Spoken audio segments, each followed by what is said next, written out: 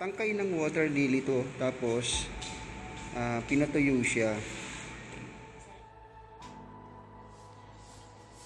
May mga bagay sa buhay natin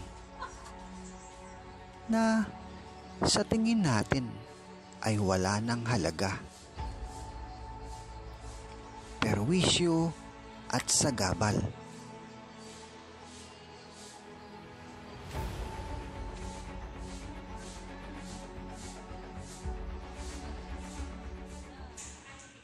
Dito nila hinuhulma. Pinaplat yung water lily, yung tangkay ng water lily para maging flat siya. Itong ano pong tawag din platter. Platter. Yan. Iniipit dito. Platter machine. Ayun. Galing. Pero malaki pala ang maitutulong lalo na sa mga mangingisda dito sa Laguna Lake o sakop ng lungsod Muntinlupa. Ang sagabal o perwisyong mga water lily na nakakalat sa sapa o sa lawa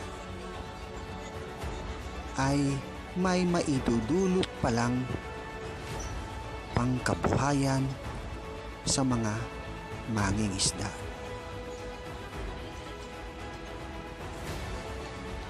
Kailangan lang marahil ang pag-iisip at kusa na matuto o alamin na mayroon palang pakinabang sa mga katulad nito.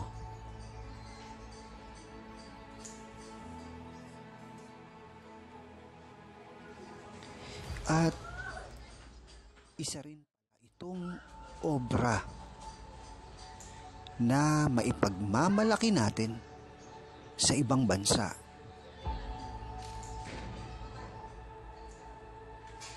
Wala palang bagay na sayang.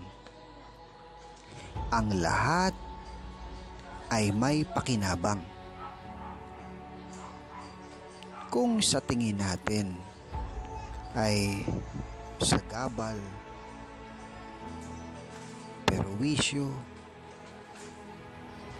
basura o kalat lamang, meron pala itong maidudulot na mabuti sa atin.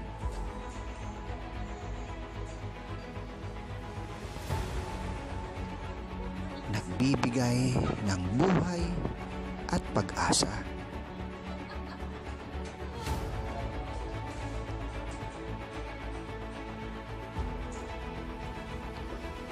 Nagmumula rin ito sa inisyatibo at pagmamalasakit ng puso ng isang tao.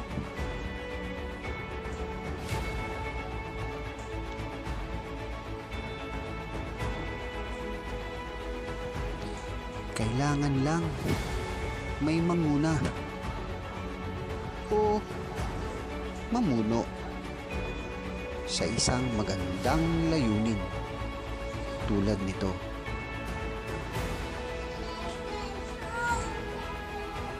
Salamat po, Ma'am Trina Biason. Malaki pong tulong ito sa ating mga mangingisda dito sa Muntinlupa.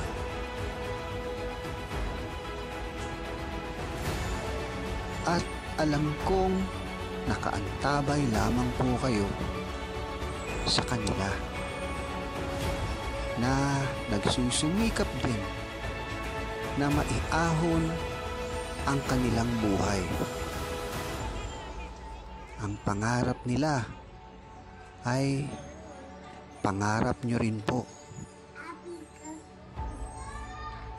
At nawa Sana marami pang mga programang katulad nito. Nang maraming mga taga Muntinlupaño ang matulungan. Ang matulungan din ang kanilang mga sarili, ang kanilang mga pamilya.